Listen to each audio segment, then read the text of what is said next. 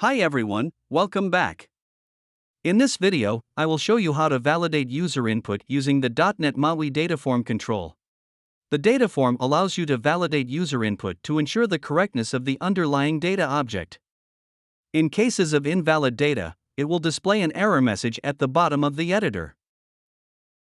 It is used to create or edit data forms such as sign-in, sign-up, registration, payment forms, and more based on the business purpose. I will demonstrate how to validate values within the editors and show you how to display valid and error messages. I will also show you how to customize the appearance of error and valid message labels. Additionally, I will demonstrate different validation modes.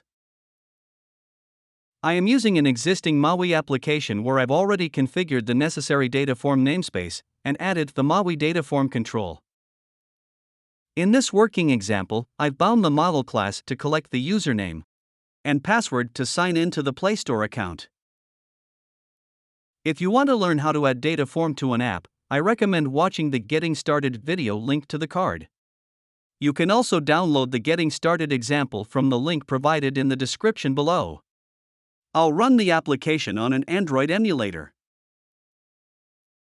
As you can see, the DataForm is displayed to gather user details to sign into your Play Store account.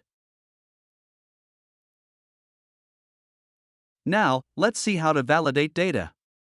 For instance, when the username and password properties are left empty, an error message should be displayed. To achieve this, go to the model class and configure the required attribute in the username property. Set allow empty strings to false and set the error message to username should not be empty. Similarly, follow these steps for the password property and update the error message to enter the password. To customize the prompt and display name for the username and password, use the display attribute.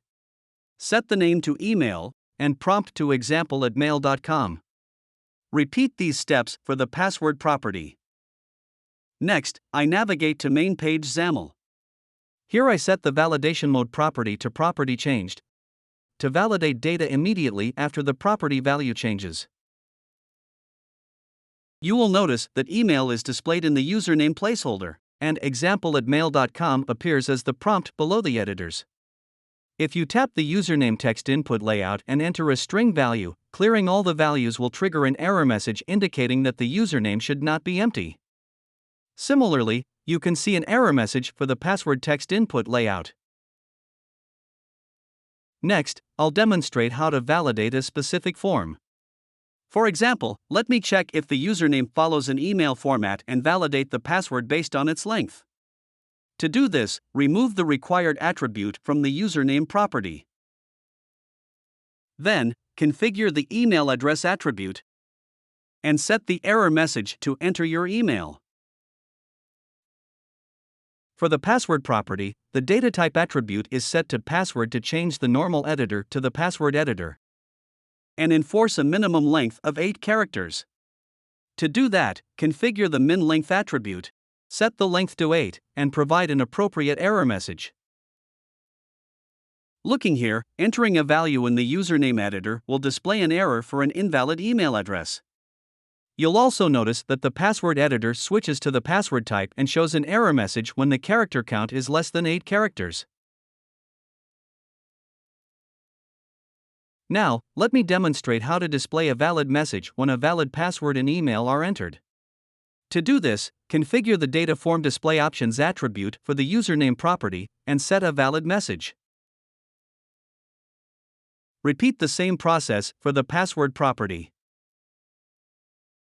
Check here, when you enter a valid email and password, you will see a valid message displayed.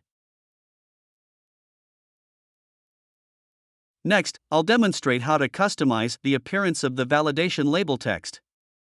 First, customize the error label's appearance. To do this, create a new DataForm text style element instance and assign it to the error label text style property. Then, set the text color to dark red, the font family to Roboto, and the font attributes to bold.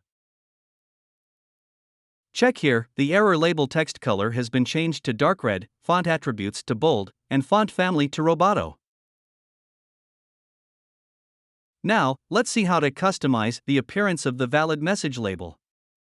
For this demonstration, I create a new DataForm text style element instance and assign it to the valid label text style property.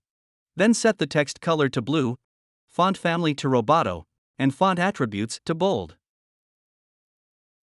Look here, the valid message label text color has been changed to blue, font attributes to bold, and font family to Roboto.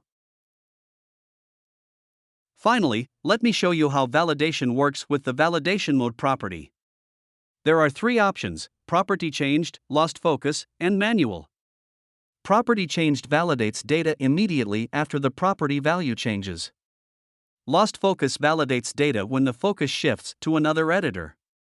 Manual allows you to validate the value explicitly. In the previous demonstration, data was validated when changing the value because the validation mode was set to PropertyChanged. If you want to validate data after the editor loses focus, set the validation mode property to its default value, LostFocus. Now, you'll notice that no error message appears while entering a value. An error message is only shown when the focus is lost. In this video, I have shown you how to validate user input in the .NET MAUI DataForm control. I also showed you how to validate values within the editors and display valid and error messages. Additionally, I showed you how to customize the appearance of error and valid message labels and different validation modes. If you want to see a working example, you can download it from the GitHub link provided in this video's description. I have also included a link in the description where you can check if you qualify for our community license, which gives you a free license key for our entire .NET MAUI control suite. If you found this video useful, don't forget to click the like button and subscribe to our channel to watch more videos like this. Thanks for watching.